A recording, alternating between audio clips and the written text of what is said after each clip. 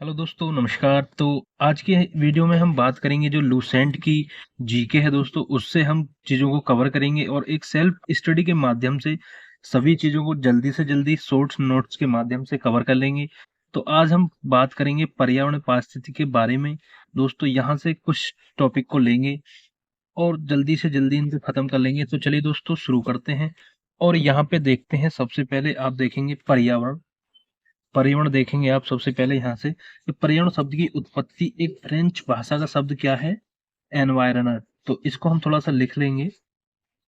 पर्यावरण ये self study है दोस्तों, जो भी तैयारी करें बच्चे लूसेंट की बुक्स है उनके लिए। तो पर्यावरण जो शब्द है, जो इसकी उत्पत्ति कहाँ से हुई है, अगर उत्पत्ति की बात करें दोस्तों, उत्पत्ति एक फ्रेंच भाषा का शब्द है। किसका? फ्रेंच भाषा का शब्द है एनवायरनर। क्या है? एनवायरनर से उत्पत्ति हुई है। तो जिसका अर्थ क्या है? अर्थ की यदि हम बात करें तो इसका अर्थ क्या है दोस्तों? घेरना, घेरना या घेरा हुआ।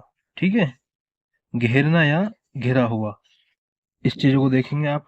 ठीक है, घेरना और घेरा हुआ। फिर आगे बढ़ते हैं जल्दी से। प्रत्येक जीव अपने विशिष्ट परिवेश में रहता है। ठीक है, जीव एवं उसका परिवेश एक दूसरे को प्रभावित करता है। तो दोस्तों क्या है? जीव, एक जीव और एक क्या है? परिवेश आपका। तो जीव और परिवेश क्या है? ये एक दूसरे को आपस में क्या कर रहे हैं? प्रभावित कर रहे हैं। ठीक है, प्रभावित करते हैं, ये आपको ध्यान रखना है। जीव और परिवेश आपस में एक दूसरे को क्या करते हैं? प्रभावित करते हैं। किसी जीवों या यही परिवेश पर्यावरण कहलाता है। किसी जीव या जीवों का यही परिवेश क्या कहलाता है? पर्यावरण कहलाता है। क्या यही परिवेश जो है क्या है? ये आपका पर्यावरण कहलाता है। ठीक है, तो आपको अच्छे से कवर हो गया होगा कि पर्यावरण क्या है? चारों ओर से घिरा हुआ, जो कि फ्रेंच भाषा का शब्द है, एक एनवायरन से इसकी उत्पत्ति हुई है पर्यावरण शब्द की। और जो एनवार है इसका अर्थ है क्या है? घेरना या घिरा हुआ। चलिए आगे देखते हैं। जीव जंतुओं, वनस्पति, सूक्ष्म जीव, ये क्या है? सजीव। क्या है ये? सजीव। ठीक है, जीव जंतु जितने भी हैं सजीव। सजीव के आसपास अथवा उनके चारों पे उपस्थित आवरण को ही क्या कहते हैं? पर्यावरण। अब देखते हैं, पर्यावरण संरक्षण अधिनियम 1986 के अनुसार पर्यावरण जीवों के चारों तरफ गिरे हुए भौतिक जैविक दशाएं एवं उनके साथ अंतःक्रिया को सम्मिलित करता है। किस किस के साथ? भौतिक एवं जैविक दशाएं एवं उनके साथ अंतःक्रिया को सम्मिलित करता है। ठीक है, मतलब क्या है? जो आपका परिवेश है और फिर वही भौतिक और जैविक, भौतिक एवं जैविक, इनके बीच क्या है? अंतः संबंध है, एक दूसरे के क्या है? अंतः संबंध है। ठीक है, इसकी यहाँ पर बात की गई है। अब बात करें आगे पर्यावरण के प्रकार। ठीक है दोस्तों, यहाँ पर बात करें जैसे पर्यावरण के प्रकार, ये क्या है? पर्यावरण के प्रकार की यदि बात करें तो दो हैं। कौन कौन से हैं? दो हैं, प्राकृतिक और एक मानव निर्मित।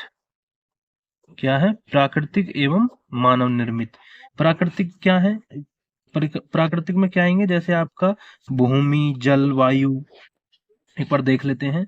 इसका अभिप्राय प्राकृतिक परिवेश में अर्थात भूमि, जल, वायु, पादप, जीव जंतु मिलकर प्राकृतिक पर्यावरण का निर्माण करते हैं। इसके अंतर्गत स्थल मंडल, आपका जल मंडल, वायुमंडल, जैव मंडल को समाहित किया गया। क्या क्या क्या किया गया है? प्राकृतिक के अंदर भूमि, वायु, जल, ये सभी चीजें जो आप प्रकृति में देखते हैं। और जल मंडल आपका, स्थल मंडल आपका, जल मंडल, स्थल मंडल, वायुमंडल और जैव मंडल जिसमें जीव रहते हैं। ठीक है, ये सभी चीजें क्या है? आपके प्राकृतिक पर्यावरण में आती हैं।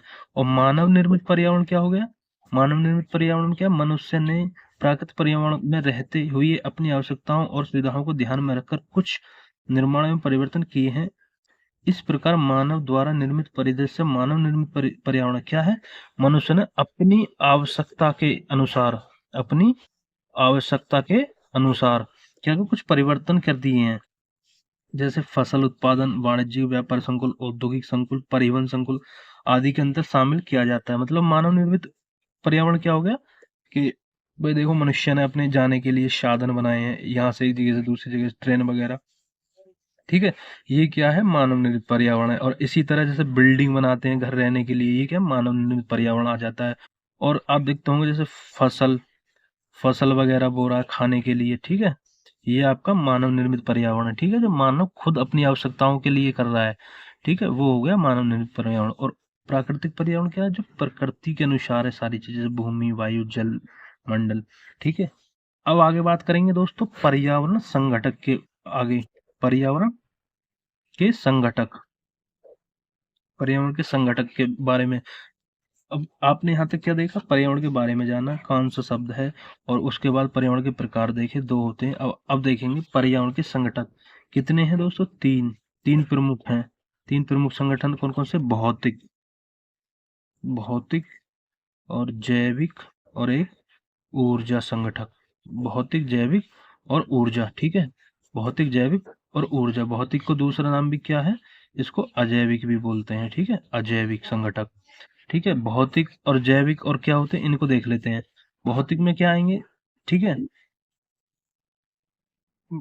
और आप इसको देखिए, जैसे जैविक में क्या है, जान, जिसमें जान हो। ठीक है, जान, एक तरीके से इसको समझ लेते हैं।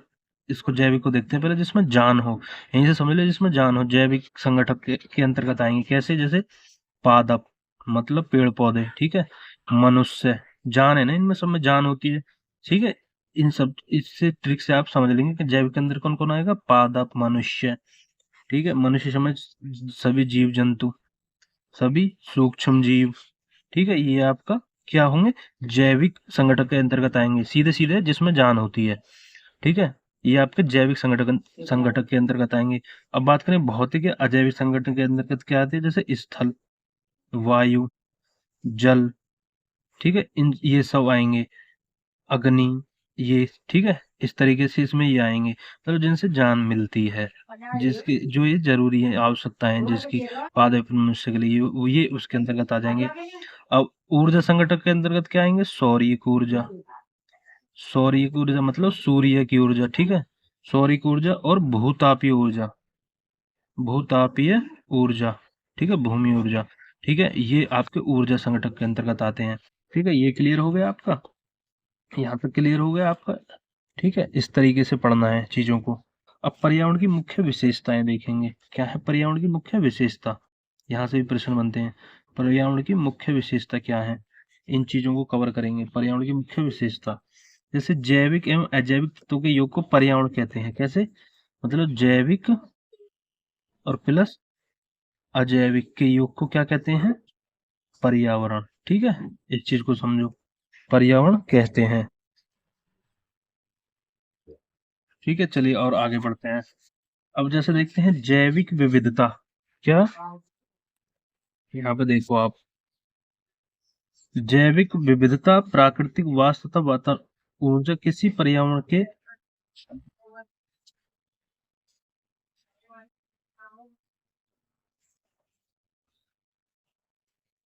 अब देखेंगे दोस्तों पर्यावरण की विशेषताएं क्या होती हैं। पर्यावरण की विशेषताएं देखेंगे, जैसे जैविक, जैविक तथा अजैविक तत्वों के योग को क्या कहते हैं, पर्यावरण। उसी तरह पर्यावरण के समय स्थान के साथ परिवर्तन होता रहता है। पर्यावरण में समय और स्थान, ये क्या है, पर्यावरण में समय, आपका समय और स्थान, इन दोनों के अनुसार क्या होता है, परिवर्तन होता रहता है। परिवर्तन होता रहता है, इस चीज को ध्यान रखेंगे आप। ठीक है, आगे बढ़ते हैं कि पर्यावरण की कार्यवाही ऊर्जा संचार पर निर्भर करती है। किस पर, ऊर्जा संचार पर निर्भर करती है।